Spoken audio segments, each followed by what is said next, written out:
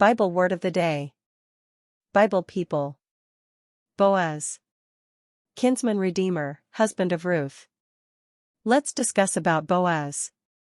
Boaz was an Israelite man from Bethlehem who married Ruth, the Moabite woman. Ruth was the daughter-in-law of a Jewish woman named Naomi. Naomi, her husband and sons had traveled to Moab, where her sons married foreign women. Later, Naomi's husband and sons died, and she told her daughter-in-laws to leave her and return to their families. Naomi did this because she had no way to support nor care for them. However, Ruth would not leave Naomi, and she returned to Bethlehem with Naomi. Ruth was an honorable woman who, following the laws of God, gleaned from the fields to feed herself and her mother-in-law. By God's sovereignty, the field belonged to Boaz, who was a wealthy landowner who followed the Lord and honored God in both word and deed.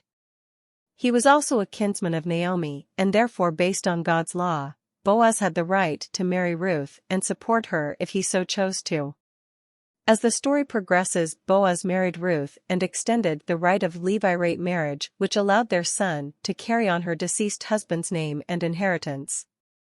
Boaz and Ruth were the great-great-grandparents of King David of Israel. There was a relative of Naomi's husband, a man of great wealth, of the family of Elimelech. His name was Boaz. So, Ruth the Moabitess said to Naomi, "Please let me go to the field, and glean heads of grain after him in whose sight I may find favor." And she said to her, "Go, my daughter." Then she left and went and gleaned in the field after the reapers. And she happened to come to the part of the field belonging to Boaz, who was of the family of Elimelech. Now behold, Boaz came from Bethlehem, and said to the reapers, "The Lord be with you," and they answered him, "The Lord bless you." Then Boaz said to his servant who was in charge of the reapers, "Whose young woman is this?" Then Boaz said to Ruth, "You will listen, my daughter, will you not? Do not go to glean in another field, nor go from here, but stay close by my young women.